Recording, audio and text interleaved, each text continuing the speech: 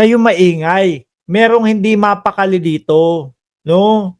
Nakikita nyo ba yung litrato na yan, mga bossing? Oh, shoutout muna pala natin si Sir Junior Junel Domingo na napakaaga nagpalipad na ho agad. Nakikita nyo ho ba yan, mga kababayan? Yan. Oh, si Bato de la Rosa at si General Torre, mga bossing. Sabi nung iba, naku, ayan na yata, arestuhin natin si Bato, si bla bla bla. Oh, arestuhin na yata si Bato de la Rosa, mga kababayan. Hindi, wala. Nag-check lang daw po si General Torre. Kaya wag kayo mag-alala. Kayo tinatakot nyo naman si Bato de la Rosa. At saka take note hindi pwedeng arestuhin ni General Torre si Bato de la Rosa doon sa loob ng Senado. Kaya wag kayong ganyan. Sabi ni Joel Q ng Cereza Force kahapon pa like ko, Boss Ninong Mark. Oh, sorry naman. Oh, play natin. Ano? Nagmatsyag lang naman si General Torre kung ano ang nagaganap diyan sa loob ng Senado. Kaya dapat si Bato, wag niyong tinatakot to, mga kababayan. Kinakabahan ho yan. Oh. Hindi ako natatakot. Hayip yung gumawa nung ano. Hayip yung gumawa nitong editing na to. Ano? Sakto doon sa sinabi ni Lenny Robredo, hindi ako natatakot. Pero yung itsura ni Bato de la Rosa parang hindi na humakatingin kay General Torre. Siguro yung mga DDS na ho na yan, mga boss, pikon na ho yung mga senador na yan kay General Torre. Di ba, Ma'am Chris Rose? Oh, at Shiro Kansaki? Pikon na. Alam niyo naman ang boss niyang mga yan, sila Baste Duterte. Di ba? Ako, naninigurado ako, mga bossing, na yung pong paghahamon ni Baste Duterte na napahiya po siya, mga kababayan, kinimkim po ng mga Duterte senators ho yun. Naniniwala ho ako. Inis na inis ho yan kay General Torre, mga kababayan. Diba? Sabi dito, sabi pa yung kinaption, may dumalaw sa Senado. Pero don't worry daw. No? Don't worry, Sir Bato. Nag-survey lang siya ng lugar nyo sa Senado. Hindi ako natatakot. Sabi ni Bato de la Rosa. Ay, nako po. Ito, no? Ang sakit sa ulo ng kinakaharap nila Bato de la Rosa, ni Senator Bongo. Bakit to? Hindi ka makapagsaya ng tuloy-tuloy. No? Hindi ka makapagsaya ng tuloy-tuloy. Lalo na yung tipo bang may iniisip ka, ano kaya mangyayari sa Setyembre? No? Merong mga nananakot sa inyo, ano kaya mangyayari sa Setyembre? Kukunin na kaya talaga ako? Hindi ko na kaya talaga makakasama yung aking mga pamilya? Ang sakit sa ulo ho niyan, mga kababayan. Lagi mong iniisip. No, tapos isa pa sa maiisip mo, mga bossing, yung pagkakaaresto sa dating Pangulo ay yari na. Nangyari ho Nagkatotoo ho Kung dati ho, mga kababayan, yung payabang-yabang lang ho, yung tipo bang sipain ko yung ICC na yan. Naku, wala yung ICC na yan. Mick Madi, come on, Mick Madi. Kung dati ho ganun, kaso nangyari ho kay dating Pangulong Duterte. At take note, biglaan pa, nagulat silang lahat. Di ba, Gracious Grace? Nagulat silang lahat, akala nila hindi na mangyayari. Kaso, paglipad ng Hong Kong, pagbalik ng Pilipinas, mga kababayan, ayun. Sorry. Tiklo ang dating Pangulong Duterte. At kung ano-ano pa po ang pinalabas nila, kesyo daw po kinidnap. First time ko ho na nakakita. Mga kababayan, first time kong nakakita ng kinidnap po ng live na umabot ng 12 oras, mga bossing. At yung kinidnap pa po ang namukpok ng ulo doon sa mga nangingidnap. At first time ko din ho, mga kababayan, naka-uniforme po yung mga nangingidnap. Nako, malamang ho, mga boss chief amo sir, ang palabas po ng kampo ni Bato de la Rosa pag ito na-aresto, nahuli, na-serban ng warrant of arrest, malamang ho ang palabas ho nitong mga ito, mga bossing, ay nakidnap din ho si Bato de la Rosa, mga kababayan. Biruin mo, nandiyan ka sa Senado. Merong countdown. Setyembre, Oktubre. Aray ko, sakit sa ulo nun. Hindi mo alam kung ano ang gagawin mo sa araw-araw. Minsan mapapahinto ka na lang. Paano kaya kung mahuli ako bukas? Paano kaya kung biglang inaresto na ako. Paano kaya kung biglang paglabas ko sa pintuan na to, biglang sinerve sa akin yung warrant of arrest? Pero yan, practice pa lang yan, Bato de la Rosa, no?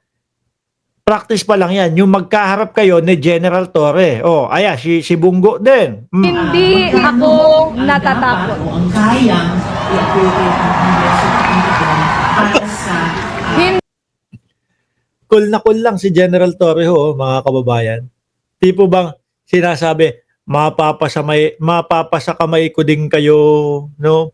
Kung yung isa nandoon na, sumakamay ko man na at naihatid na sa ICC, no? Kayo naman ang susunod. Oh.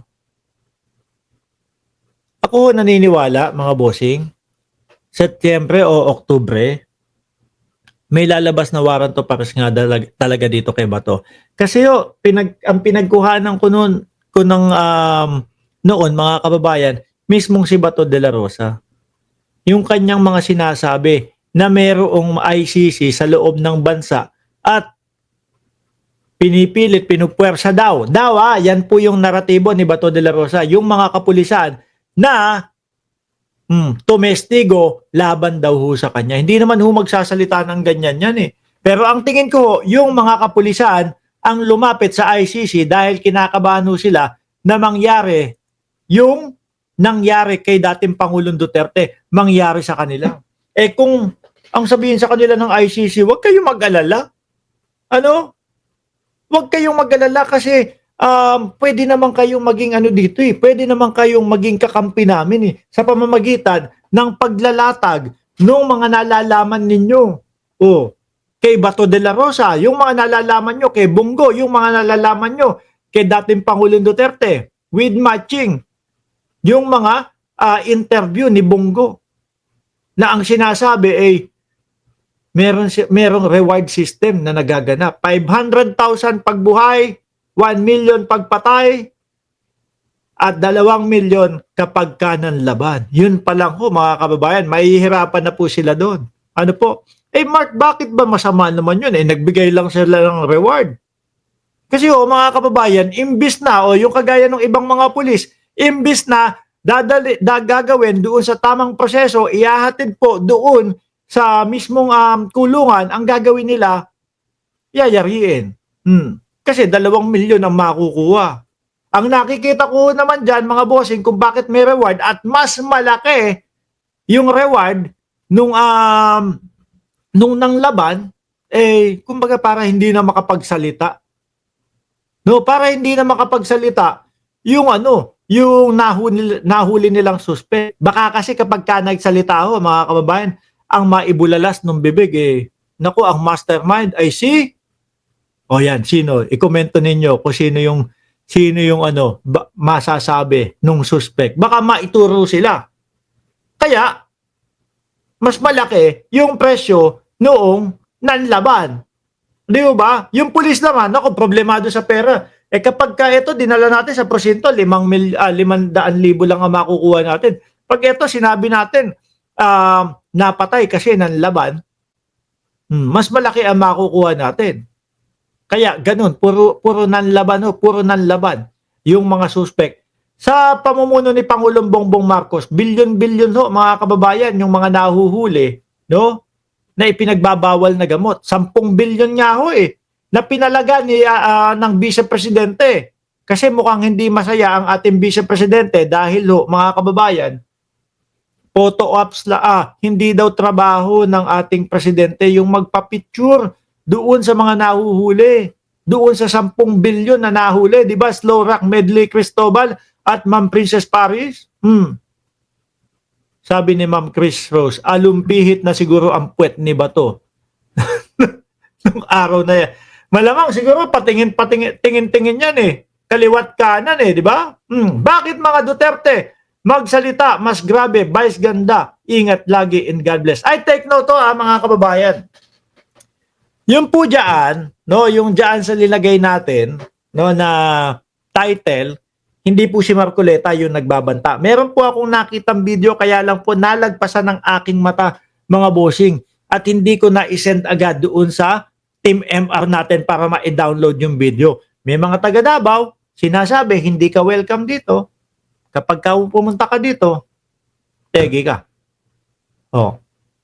Nalampasan po. Pero hindi po galing kay Rodante Marcoleta yon. Iba po ang iniiyak ni Rodante Marcoleta. Kaya ko po natawag na burat sibuyas, mga kababayan. Don't worry, Bato! Nag-survey lang siya ng lugar nyo diyan sa Senado. Kaya relax ka lang, Bato. Asikasuhin mo kung ano man yung ginagawa mo diyan sa Senado. No?